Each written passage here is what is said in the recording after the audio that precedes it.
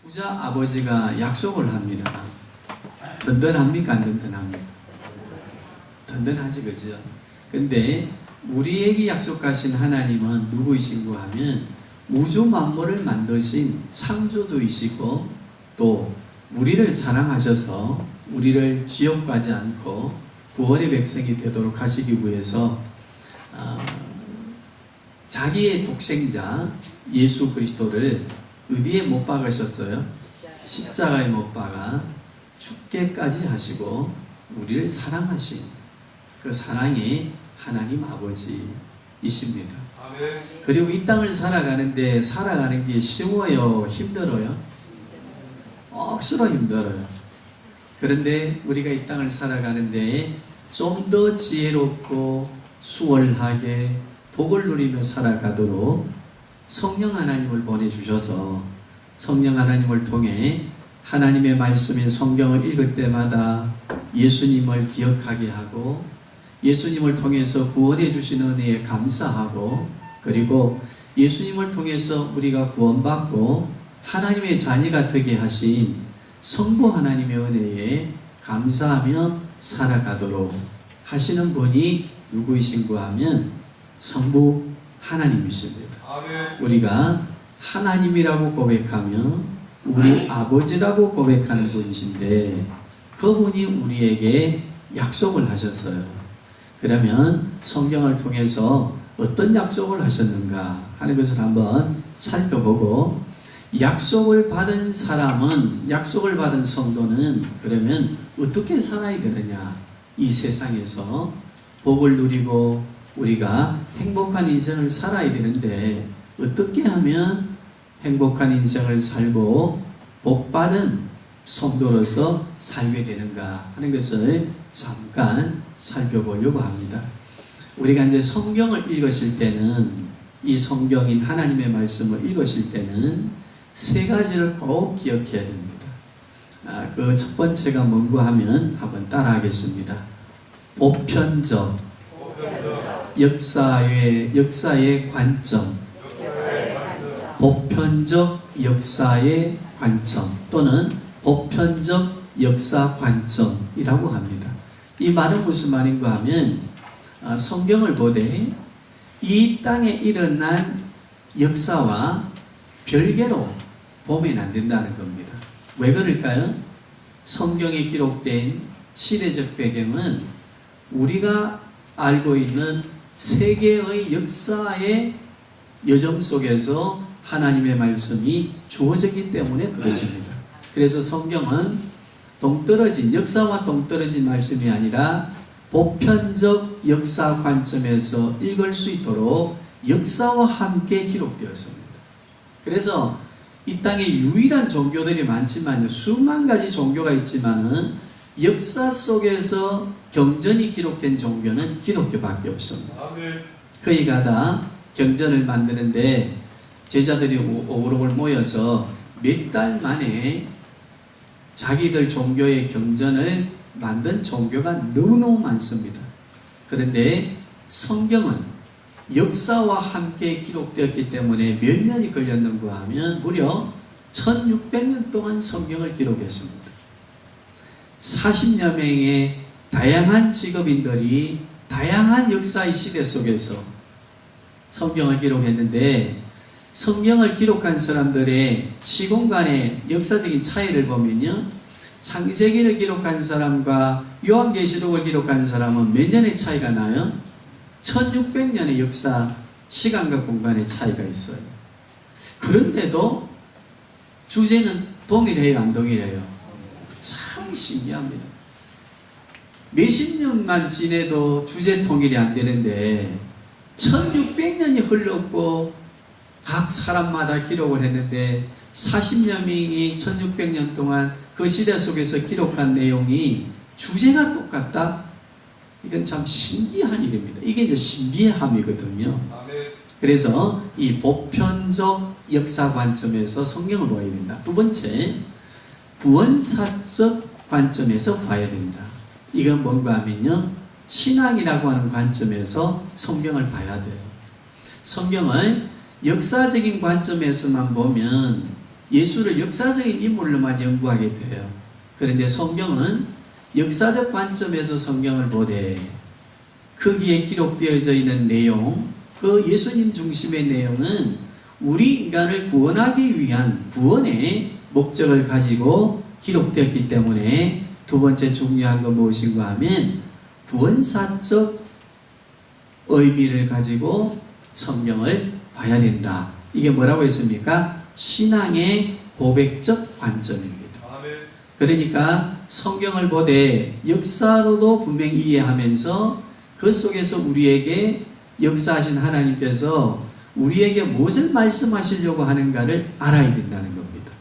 그 다음에 세 번째 중요한 게 뭔가 하면요, 성경이 기록되어 있을 때에 기록한 사람들과 성경의 인물들이 나오지, 그지요? 그 인물들은 우리에게 무엇을 교훈해 주는가 하면 한번 따라합시다.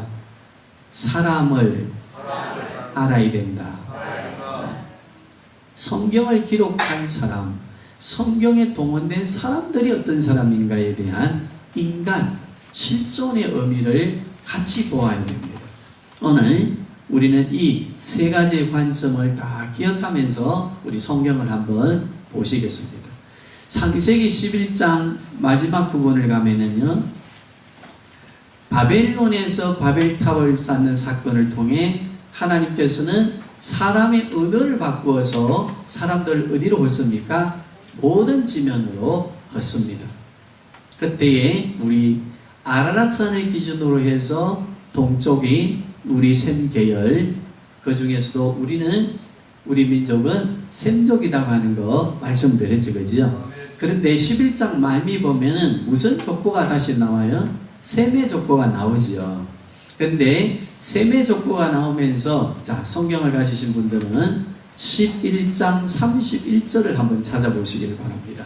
성경이 어떤 역사적 관점에서 오늘 아브라함의 일을 부르심을 기록하고 있는가? 그냥 막 추상적으로 신화적으로 만들었는가? 아니면 역사 속에서 불러내었는가? 그때 역사와 어떤 연관성이 있는가? 31절 시작.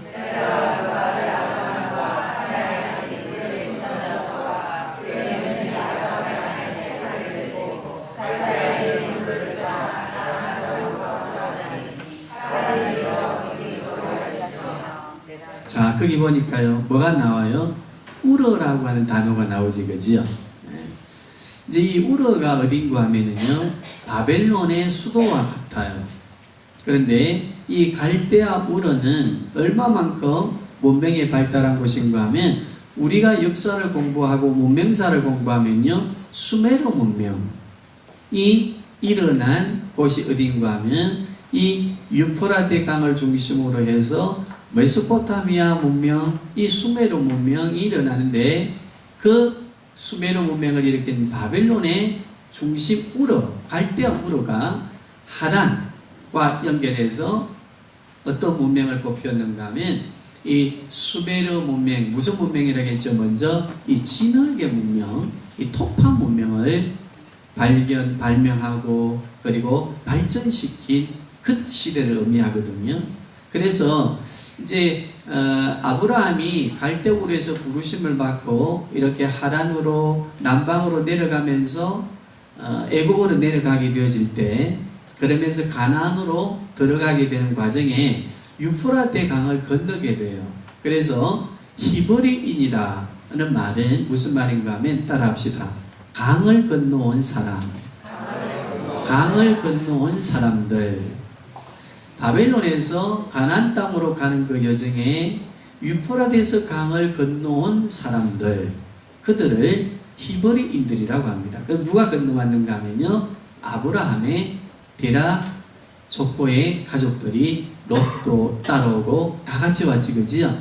자, 이것을 기억하시면서 그 갈대아 우르는 어떤 곳인가 하면 우상의 문명이 굉장히 발달하고, 그리고 우상의 문명으로 우상의 장사를 해서 데라라고 하는 아브라함의 아버지는 사업가였어요. 그래서 돈을 많이 벌었고, 또 아브라함도 아버지와 함께 그 일을 하면서 돈을 벌고, 일가 친척들이 거기 다 우르에 그리고 하란에 있게 되었는데 하루는 하나님께서 아브라함을 부르셨어요. 어떻게 부르셨어요? 12장 1절 시작. 너는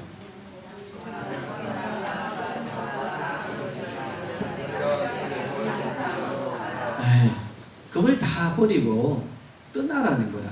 내가 내게 지시하는 땅, 이 가나안 땅, 가르쳐 주시지도 않고 지시하는 땅으로 가라 말씀하시면서, 그럼 어찌 가야 됩니까?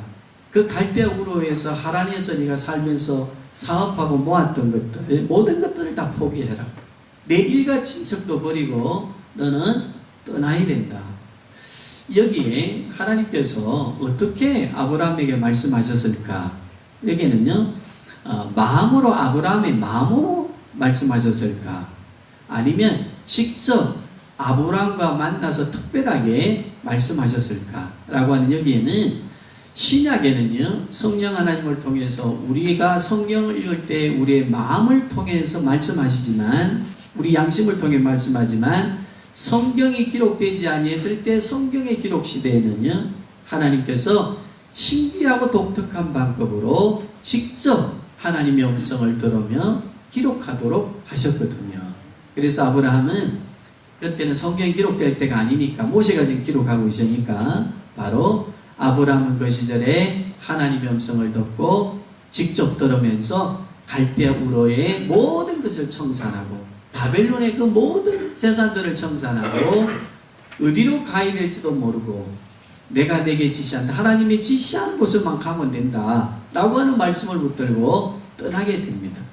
그때에 하나님께서는 아브라함에게 약속을 하십니다. 아브라함과 약속한 이것을 한번 따라합시다. 아브라함과 맺은 언약. 네, 아브라함과 맺으신 하나님의 약속이라는 말이거든요. 우리는 구약 성경을 보면은 계속해서 하나님과 맺은 언약에 대한 내용들이 쭉 나오는데요. 어떤 언약의 내용들이 나오는가 하면, 첫째 아담과 맺은 언약이 나오고요. 그 다음에 보면은 노아와 맺은 언약이 나와요. 그리고 이제 아브라함과 맺은 언약이 나오고, 아브라함의 계보를 통해서 나오는 다윗 왕과 맺은 언약이 나와요. 그리고 오늘 우리가 성찬하게 되어지는 예수님이 그 노아와 아브라함과 다윗과 맺었던 언약을 어찌하시는가 하면요, 완성하셔요. 완성하시면서 예수님과 맺은 언약을 뭐라고 말씀하시는가 하면 새 언약이라고 말씀하세요. 그래서 언약은 무엇을 우리에게 말씀해 주는가 하면, 언약을 받은 백성에게는, 하나님의 약속을 받은 백성에게는 하나님의 약속을 받은 자의 삶이 있어야 되고, 하나님의 약속을 받은 자의 삶에는 틀림없이 하나님이 약속하신 무엇을 받는다? 복과, 그리고 말씀대로 살지 아니하면 무엇도 받는다? 징계도 받는다. 이거 우리가 기억하시면서 아브라함에게 뭘 약속하십니까? 자, 2절 한번 보시겠습니다. 시작. 내가 너로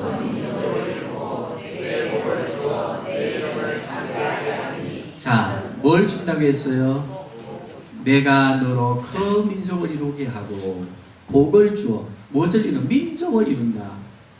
민족을 이룬 큰 복을 주시겠다 하셨고, 또 많은 땅을 너에게 주시겠다라고 하는 것도 약속하세요.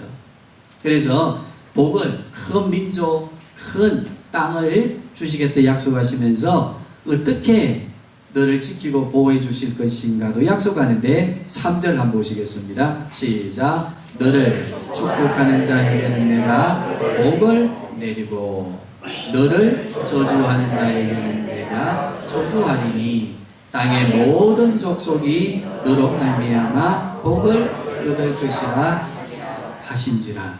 자, 바벨론에서 부자로 사는 갈대아 우르 수도에 사는 아브라함을 불러내셨어. 떠나라, 다 버리고. 그리고 내가 내게 지시하는 땅으로 가라. 그리하면 내가 내게 복을 주겠다. 어떤 복? 바벨론의 우르에서 누렸던 복보다 더 큰 복을 주겠다. 더 큰 땅도 주겠다. 그리고 너를 지켜주는데 어떻게 지켜주느냐? 아브라함과 언약의 문서를 맺습니다. 약속을 어떻게 맺는가 하면 너를 축복하는 자는 내가 그 사람을 축복하고 너를 저주하는 자에게는 하나님께서 저주하는 자를 어찌하리라? 저주하리라. 그리고 너를 지켜주고 너는 모든 족속의 복의 근원이 되게 하겠다라고 하는 약속을 주셨습니다. 자, 오늘 우리 성찬으로 가보십시다. 우리 성도님들, 우리는 바벨론과 같은 세상에서 부르심을 받은 자들입니다. 누구처럼? 아브라함처럼. 아브라함이 바벨론에서 부르심을 받을 때 무엇을 버리라 했어요? 세상 걸 버려라. 바벨론의 것을 버려라. 말씀하셨고, 오늘 이 바벨론과 같은 세상에서 우리를 불러내셔서 예수 믿고 하나님의 자녀 되게 하신 그 새 언약의 백성이 우리에게도 요구하시는 게 있어요. 무엇을 요구하시는가 하면 세상을 떠나라. 세상을 버려라. 세상과 구별되어야 됩니다. 오늘 성찬에 참여하시면서 우리는 다시 한번 이 말씀을 기억할 수 있기를 바랍니다. 하나님은 무지몽매한 자가 아닙니다. 떠날 때 무엇을 약속했습니까? 내가 너를 큰 민족을 이루니 복의 근원으로 삼고 하나님 나라를 이루는 큰 땅을 너에게 주겠다. 그리고 너를 저주하는 자를 저주하고 너를 축복하는 자에게 축복하는 너는 복의 근원이 되게 하겠다. 우리에게 무엇을 약속했어요? 새 언약의 백성으로 세상을 떠난 우리들에게 세상을 버리고 하나님의 백성으로서 이 땅을 살아가는 우리 성도들에게 약속해 주셨습니다. 우리에게 준 자녀의 권세가 뭐라고요? 뭐 손을 던지니 병이 떠나고 그것도 권세예요. 그러나 더 큰 권세가 있어요. 자녀 권세가 뭔가 하면 따라합시다. 너를 축복하는 자를 축복하고 너를 저주하는 자를 저주하고 너는 모든 민족의 복의 근원이 될지라. 이거 권세 아닙니까? 가만히 있어도 우리를 저주하는 사람들을 저주해요. 오후에 요한계시록 공부해보면 그거 나와요. 어떻게 그게 이루어지는가? 그러면 우리가 세상을 떠났어요. 이제 하나님의 자녀가 되었어요. 하나님의 백성이 되었어요. 새 언약의 백성이 되었어요. 그러면 새 언약의 백성된 우리에게는 어떤 삶이 주어져야 되는가? 오늘 아브라함을 통해 한번 배워보시기를 바라는데, 첫째, 아브라함은요 4절 한번 보시겠습니다. 시작. 이해라고 하는 것은 접속사이면서도 반복하는, 그리고 앞절을 설명한다, 그지요? 보충하며 설명한다, 그지요? 자, 그 축복의 말씀을 듣고 갈대우를 떠난 아브라함에게, 시작. 아브라함이 어찌했어요? 여호와의 말씀을 따라갔고 했을 때에, 이것은 하나님의 말씀을 따라갔다고 하는 말은요, 따라갔고가 능동태가 아니라 신적 수동태입니다. 우리가 따라갔고 하나님 앞에 가고 우리가 쫄쫄 따라가는 그런 개념이 아니에요. 어떤 개념인가 하면 이 신적 수동태라는 말은 독특한 우리 성경의 문법인데, 이게 뭔가 하면 하나님이 나를 붙드시고 하나님이 나를 업으시고 하나님의 말씀을 지켜가도록 하셨다. 이게 바로 은혜입니다. 은혜. 오늘 힘들게 교회에 오셨지만 누가 업고 오셨어요? 이게 믿어져야 돼. 이게 고백이 되어져야 돼. 하나님의 말씀을 따라갔고, 우리 하나님의 말씀을 따라 사는 우리가 되어야 됩니다. 하나님은 앞서가시고 내보고 막 힘들고 어려운 거 다 어찌 따라갔고요? 고민하지 마십시오. 따라합시다. 업고 지키시고 하나님의 말씀에 순종하도록, 하나님의 말씀을 따라가도록 우리에게 은혜를 베푸신다. 예수 믿는 우리 힘으로 믿는 거 아니에요. 따라갔고 우리가 언약의 백성이므로 우리 누구의 말씀을 따라가야 돼요? 하나님의 말씀을 따라가야 돼요. 하나님께서 나를 얻고 나를 인도해 가신다고 할 때에 로마서는 히브리서 11장은 아브라함의 모습을 뭐로 소개했는가 하면요, 순종이라고 하는 말과 함께 믿음으로 순종했다고 그렇게 말씀해요. 무엇을 믿었는가 하면요, 하나님의 말씀에 따라가면 하나님이 나를 지키시고 나를 얻고 나를 은혜 가운데 인도해 가신다라고 하는 것을 어찌했어요? 믿었어요. 그 믿음의 실제가 뭔가 하면요, 순종이에요. 그래서 아브라함은 순종의 조상이 아니에요. 아브라함은 무슨 조상이에요? 믿음의 조상은 막 아브라함도 뭐 하나님께 기도하면 뭘 줄기라고 믿었다, 그 믿음이 아니에요. 무슨 믿음이에요? 약속을 믿었어요. 약속. 어떤 약속? 말씀을 믿었어요. 말씀을 따라가면, 말씀을 붙들면 하나님께서 나를 얻고 내 인생을 가신다. 나를 보상해 주신다. 따라갔고, 따라가면서 뭘 했는가 하면요, 자, 쭉 내려가시면서 우리 7절 한번 보실까요? 시작.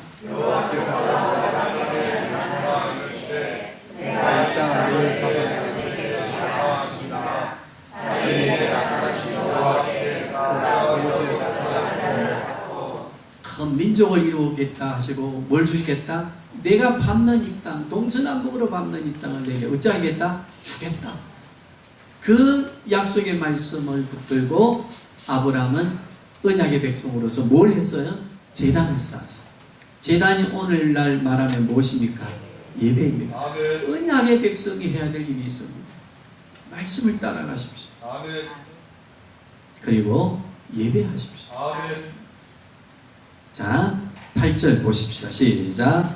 거기서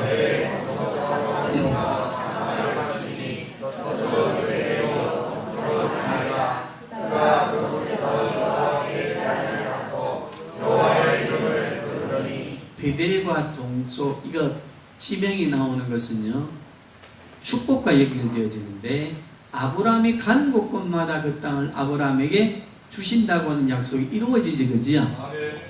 아브라함은 감사하며 무엇을 또 드렸어요? 그렇습니다. 예배입니다. 그런데 9절 한번 볼까요? 남방으로 옮겨갔어요. 티그리스 유프라데 강을 중심으로 해서 바벨론의 우르에서 딱 애국을 보면요, 그쪽이 남쪽이에요.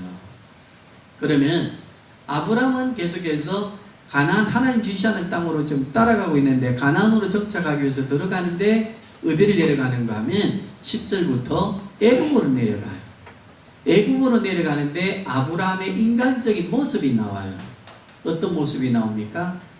왕이, 힘이 센 왕이, 힘이 약한 아브라함의 아내 사레가 너무 예뻤어요. 그때는요, 힘이 강한 사람이, 권력자는요, 권력이 없는 평민들의 아내나 재산을 몰수해 가는데, 아내를 특히 빼앗아 가는데, 그때는 그 아내의 남편을 죽여도 됐어요. 그러니까 아브라함이 애국으로 내려가면서 이제 어쩔 수 없이 거기를 또 지나가고 인도하시니까 가야 되는데, 걱정이 되는 거라. 그러니까 사라에게 뭐라고 말합니까? 내 아내라 말하지 말고 어찌하라 했죠? 누이라 해라. 그래서 이제 약속을 하고 왕을 만나는 아브라함의 지극히 남방을 쫓아가며 땅을 약속을 받으며 우르를 떠났음에도 불구하고 인간의 모습이 있어요, 없어요? 이걸 봐야 돼요. 그런데요, 하나님의 약속이 너를 저주하는 자를 저주하고 너를 축복하는 자를 축복하리라. 어떻게 그 약속이 이루어지는가 하면, 애국의 왕이 사례와 동침하려고 할 때에 하나님께서 노발대발하시면서 애국 왕에게 뭐라고 말씀하십니까? 그 여인을 범하게 되면 내가 너를 어찌하리라? 죽이리라. 애국 왕이 놀랐습니다. 그리고 일어나서 아브라함을 불러나누고 화를 냅니다. 왜 진작 이야기를 안 했냐? 갔다가 오면 나 죽을 뻔했다. 너 어서 떠나라. 쫓아낸 것이 아니라 뭐까지 주었어요? 많은 재물까지 주어서 내어보냈습니다. 너를 축복하는 자를 축복하고 너를 저주하는 자를 저주하리라. 내가 너를 지켜주리라. 우리 성도님들 오늘 성찬에 참여하시면서 이 새 언약에 참여한 우리의 삶이 어떠해야 되는지, 우리가 먹고 살기도 힘든데 예배 드려야 되고 예물 드려야 되고 힘든다, 그지요? 그러나 우리는 성경을 통해 신앙의 고백적인 구원사에 위한 것을 하나님의 살아계심을 믿고 성경을 오늘 이 말씀을 읽는다면 저 수메르의 문명과 함께 아브라함을 부르신 이 역사적인 사건을 우리가 접하면서 이스라엘 민족의 역사를 접하면서 오늘 우리가 새 언약의 백성으로서 우리도 동일한 은혜를 받고 살아가는데 우리의 미래에 대해서 너무 염려하지 마시고 따라합시다. 우리는 아무리 힘들어도 하나님의 말씀을 쫓아갔고, 아무리 힘들어도 유혹이 있어도 예배하자. 그리하면 애굽 왕에게서 아브라함을 지키고 사례를 구원하고 물질을 풍성히 얻은 것처럼 우리 인생의 여정을 신비한 길로 신묘막측한 방법으로 인도하신다. 새 언약은요, 무엇으로 완성한 언약인가 하면 사랑입니다. 사랑은 무엇인가 하면요, 주님의 기도 보세요. 우리가 우리의 죄를 사하여 준 것 같이 우리의 죄를 사하여 주옵시고 라고 할 때는요, 희년과 연관되어진 기도예요. 일용할 양식과 연결할 때도 희년이 뭔가 하면요, 탕감제도입니다. 탕감. 어떻게 탕감했어요? 50년 동안 내가 가지고 있던 땅을 힘에 묻혀서 팔았어요. 그런데 50년이 되면 판 그 땅을 다시 어찌 받았어요? 돌려받았어요. 이게 뭔가 하면요, 빚진 것을 탕감해 주는 사람, 원수 되어서 관계가 빚진 것과 같은데 그것을 용서하는 사람, 그 희년의 탕감입니다. 사랑이 무엇입니까? 새 언약이 뭔지 아십니까? 하나님과 우리가 빚진 것을 예수 그리스도를 통해서, 희년으로 오신 예수님을 통해서, 새 언약을 완성하신 예수님을 통해서 어찌하신 거예요? 탕감하셨어요. 아멘. 누가 탕감해 주셨어요? 하나님께서 우리가 죄인 된 것들을 탕감해 주셨어요. 아멘. 1만 달란트 빚진 자처럼 우리를 탕감하셨어요. 아멘. 뭐라고 기도합니까? 우리가 우리에게 빚진 자를 우리가 탕감해 주어서 탕감해 주지 못하는 시험에 들지 않도록 우리를 지켜주시옵소서. 아멘. 주님의 기도 아닙니까? 우리가 드리는, 날마다 주님의 기도 드린다 아닙니까? 우리가 우리에게 범한 죄를 사하여 준 것 같이 우리 죄를 용서해 주시옵소서. 우리가 빚진 자를 탕감한 것처럼, 우리가 용서해서 빚진 것을 탕감한 것처럼 우리의 죄를 용서해 주시고, 우리가 죄를 통해서 하나님 아버지와 빚진 것을 탕감해 주시옵소서. 주의 성찬에 참여하는 우리, 성찬의 잔을 받으시면서 떡을 받으시면서, 하나님, 내가 아직도 탕감해 주지 못한 게 있으면, 용서하지 못한 탕감이 있으면, 탕감해 주지 못한 게 있으면 탕감하게 주시옵소서. 아멘. 용서하게 주시옵소서. 아멘. 그리고 그것을 하지 못하는 악에 빠지지 않도록 도와주시옵소서. 아멘. 이 새 언약에 참여하는 성도들의 기도가, 우리 기도가 교회될 줄로 믿습니다. 아멘. 그리고 새 언약에 참여하면서 우리가 고백해야 될 게 무엇입니까? 우리만 하나님의 은혜를 위해서는 안 됩니다. 남방으로 옮겨가 가나안 땅으로 정착하며 다윗의 계보를 통해 그리스도가 이 땅에 오시도록 한 아브라함처럼 우리도 남방으로 우리의 삶의 지경을 넓혀가며 그리스도의 복음을 전가하고 다시 오실 예수 그리스도를 기다리게 하고 준비하는 우리 성도들이 되어야 될 줄로 믿습니다. 오늘 성찬에 참여하시면서 이 마음을 다 가지시고, 나는 언약의 백성인가? 언약의 백성으로 사는 자에게 어떤 축복이 약속되어 있는가? 나는 지금 그것을 누리며 사는가? 그것을 믿으며 사는가? 정말 이게 하나님의 말씀이라고 믿는가? 고백하시면서 성찬에 참여하시기를 바랍니다. 우리 한번 기도드리겠습니다. 하나님,